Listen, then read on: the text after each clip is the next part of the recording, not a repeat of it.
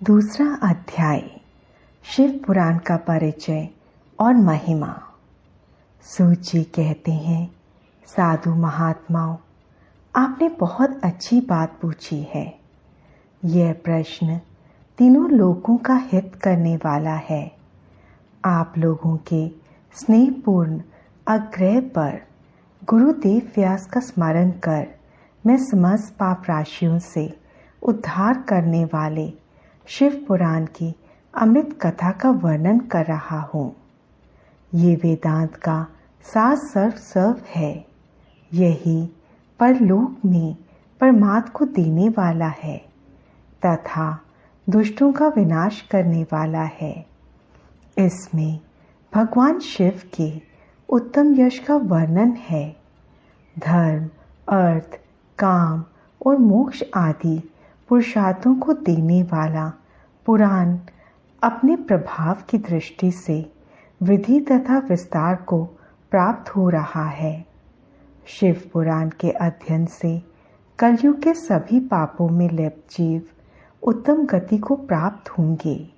इसके उदय से ही कलयुग का उत्पात शांत हो जाएगा। शिव पुराण को वेद तुल्य माना जाएगा। इसका प्रवचन सर्वप्रथम भगवान शिव ने ही किया था। इस पुराण के 12 खंड या भेद हैं। ये 12 संहिताएं हैं।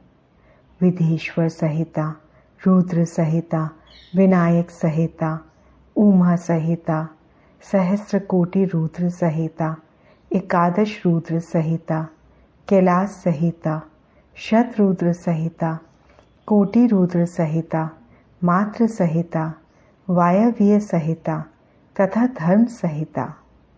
विदेश्वर संहिता में 10,000 श्लोक हैं। रुद्र संहिता, विनायक संहिता, उमा संहिता और मात्र संहिता प्रत्येक में 8-8 हजार श्लोक हैं। एकादश रुद्र संहिता में 13,000, कैलाश संहिता में 6,000, शतरुद्र संहिता में 3,000, कोटि रुद्र संहिता में 9,000, सहस्त्र कोटि रुद्र संहिता में 11,000, वायव्य संहिता में 4,000 तथा धर्म संहिता में 12,000 श्लोक हैं। मूल शिव पुराण में कुल 1,00,000 श्लोक हैं, परंतु व्यास जी ने इसे 24,000 श्लोकों में संक्षिप्त कर दिया है। पुराणों की क्रम संख्या में शिव पुराण का चौथा स्थान है, जिसमें 7 संहिताएं हैं। पूर्व काल में भगवान शिव ने 100 करोड़ श्लोकों का पुराण ग्रंथित किया था। सृष्टि के आरंभ में निर्मित यह पुराण संहिताएं अधिक विस्तृत था। द्वापर युग में द्वैपायन आदि महर्षियों ने पुराण को 18 भागों में विभाजित कर 4 लाख श्लोकों में इसको संक्षिप्त कर दिया। इसके उपरांत व्यास जी ने 24,000 श्लोकों में इसका प्रतिपादन किया। यह वेद तुल्य पुराण विदेश्वर रुद्र संहिता, शत रुद्र संहिता, कोटि रुद्र संहिता, उमा संहिता, कैलाश संहिता और वायव्य संहिता नामक 7 संहिताओं में विभाजित है। यह 7 संहिताओं वाला शिव पुराण वेद के समान प्रामाणिक तथा उत्तम गति प्रदान करने वाला है। इस निर्मल शिव पुराण की रचना भगवान शिव द्वारा की गई है तथा इसको संक्षेप में संकलित करने का श्रेय व्यास जी को जाता है। शिव पुराण सभी जीवों का कल्याण करने वाला, सभी पापों का नाश करने वाला है। यही सत्पुरुषों को कल्याण प्रदान करने वाला है।